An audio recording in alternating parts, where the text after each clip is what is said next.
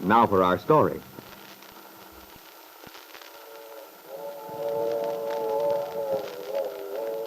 Lefty Larkin took out his watch, glanced at it, and restored it to his pocket. Aunt Mary, who sat in her favorite old rocking chair beside him on the porch at the Lane farmhouse, smiled affectionately. 7:15 on the dot. Hey, Lefty? I'm never sure whether you're checking the train or your watch. It's a little of both, I guess. And I might add, they're both amazingly accurate. Well, that's good. Aunt Mary, I wouldn't trade these little sessions of ours out here on the porch for all the tea in China. I love them too, Lefty. Sometimes when I get a little disturbed in my mind, upset, everything smooths out after a while, just sitting here peacefully, talking things over. Mm-hmm. There's something about this time of day. Speaking of being disturbed, Ben Calvert stopped to talk to me while I was waiting for Peggy in front of the library. What did he have to say? The main thing seemed to be he wanted me to stop interfering in his business, was the way Ben put it. What do you mean by that? You don't interfere in anybody's business. He was referring to Bill Meade. I have had several little talks with Bill, Yeah. And whatever I may think about Bill, I know you do what you believe should, regardless.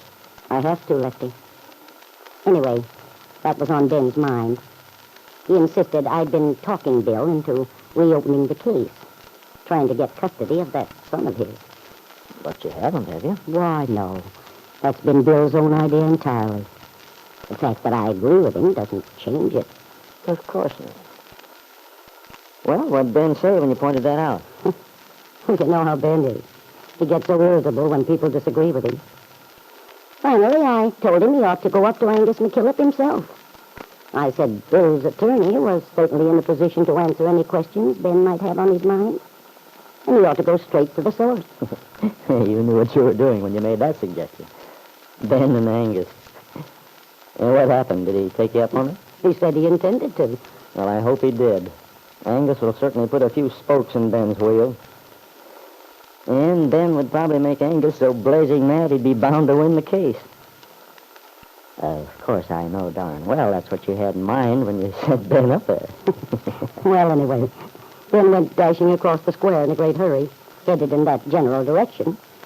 So I presume that's where he wound up. I'd like to have listened in on that session of theirs.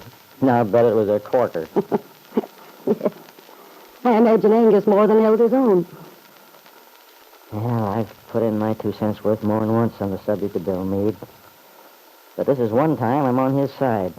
And I mean when it comes to a choice between Ben Calvert and Bill. And for my money, there's no question. I'm happy you feel that way, Lefty. It's pretty much my own attitude. Not that I wish Ben any harm. But right is right and wrong is wrong. Yep. Well, I guess Lily ought to be arriving pretty soon. I rather expected a call today. Funny. I still can't make the connection. A girl like Lily Devon being willing to move to a quiet little place like Wakefield. Well, Lefty, you never know. Maybe this is what Lily's always wanted. Maybe it just happened her life went a different way. And then when she saw the opportunity to make the change, she decided... Could be, but it's hard to get used to the idea. I'm sorry Randy got so steamed up about it the other night, though. I didn't want to hurt his feelings. I was surprised he took what I said about her so much to heart. Well, you know how Randy is. So loyal where his friends are concerned. Sure, but that's what's so funny about it. Lily's no friend of his. Why, he only met her that weekend. They only talked a couple of times. Sometimes people can become friends just after one talk. Perhaps that's what happened. Maybe so. Lefty, I have a feeling you don't feel much like talking tonight. Something on your mind? Mm-hmm.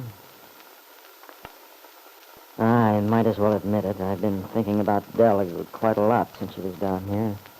Have you, Lefty? She came to see me one night, you know. Drove over from the hotel rather late. Yes, I know. Dell told me.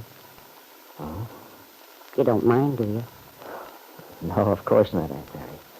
No secret about it. But it started me to thinking.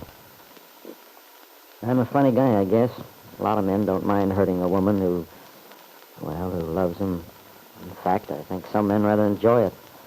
Puffs up their self-importance somehow. But I've never been like that. I'm sure you haven't. The way I've always looked at it, if you've ever been in love yourself, you know what it's like. You know how tough it can be for the person who's in the middle of it.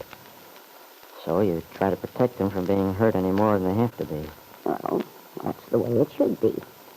And that's the way I feel about Dell. I don't want to hurt her, Aunt Mary. Really, I don't. Dell's got a lot of fine qualities. I've never said she hadn't. In many ways, I've got a lot of respect for her. I certainly have. But when I found out she was coming down here, well, I know I saw the blooming top. And one reason was I began to foresee what would happen. I was pretty sure it'd make her more miserable, bring everything back. And yet you can't change your feelings about a person just by trying. It won't work. No. But sometimes our feelings change without our really being conscious of it. Maybe so, sometimes. But as far as Dell and I are concerned, it's just no go. There's some things I've never told you, Aunt Mary. I couldn't. Something that happened in Chicago. It made a big difference to me in the way I felt about Dell. And no matter how I try, I just can't forget it. I could never trust Dell again.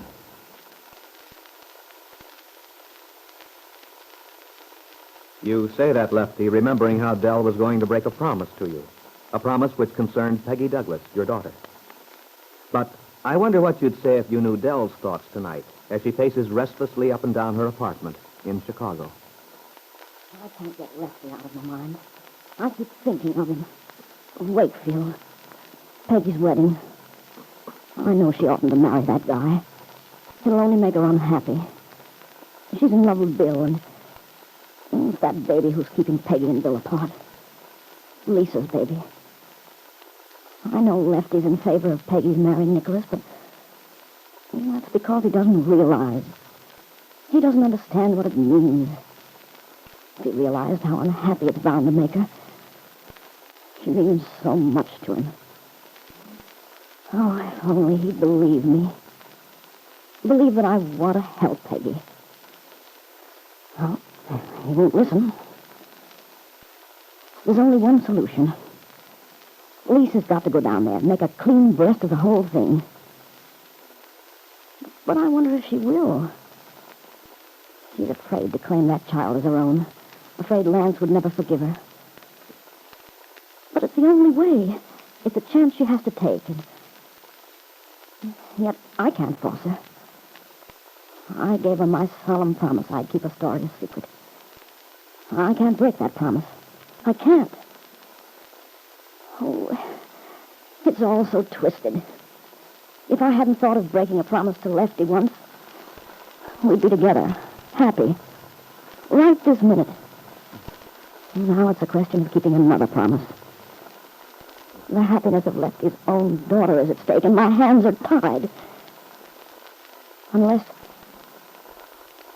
I can persuade Lisa to set things straight. Oh, Lefty, I wonder if I can. Yes, Dell, you wonder if you can persuade Lisa Fenner to give up her own chance for happiness, a reunion with her husband, in order to save Peggy Douglas from an unhappy marriage. For Lisa has convinced herself it is Kit Meade who is responsible, and Lisa feels she has a right to take the happiness within her reach.